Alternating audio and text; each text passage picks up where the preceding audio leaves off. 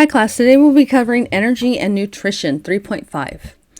So energy and nutrition go hand in hand. We have determined how much it takes of exercise to burn off certain amounts of food or certain substances, and we're going to take a closer look on how some of that comes about.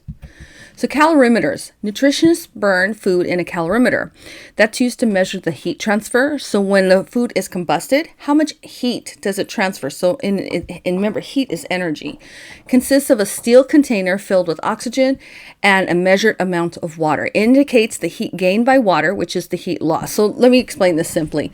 Food will go in and they will combust the food, and then they will measure with a thermometer how much the difference of the original water temperature compared to the final temperature of the water, and how much did the temperature increase.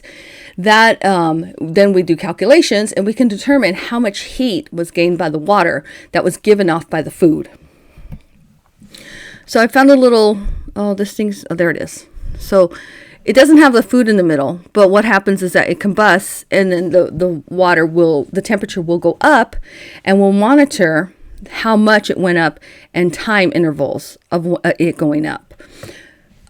If we had been in class, you would have definitely have done this lab with a coffee cup. It's very easy, straightforward lab, and then you would have determined the energy. And then actually what metal. We would have used a metal for this class.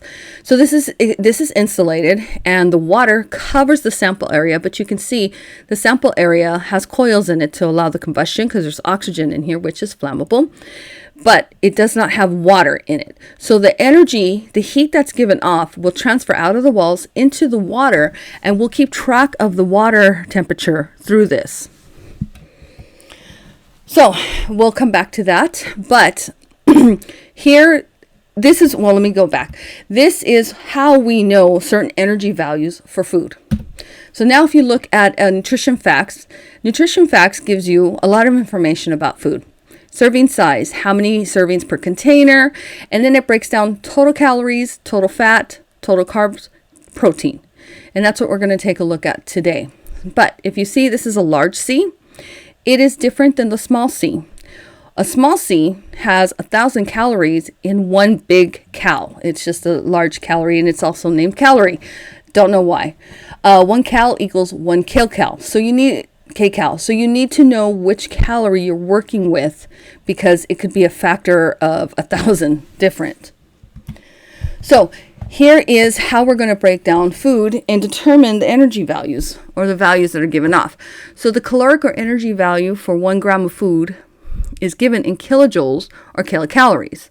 So we can see carbohydrates are either 4 kcals per gram or 17 kilojoules per gram.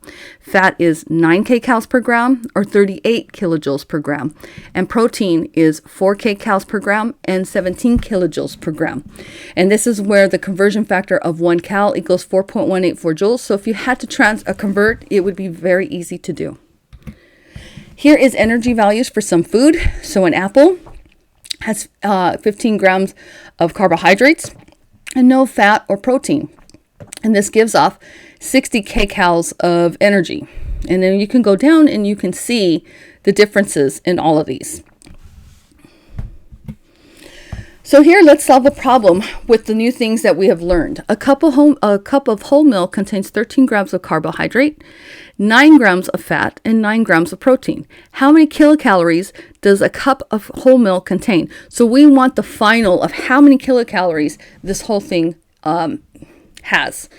So we have options here. We'll worry about those after, but let's pull out the information that we need and are given. So we're given 13 grams of carbohydrates, 9 grams of fat, 9 grams of protein. We need to know the total number of kilocalories, and we need our energy values as a conversion. So we are given the conversions. I put this up in a slide on the other previously.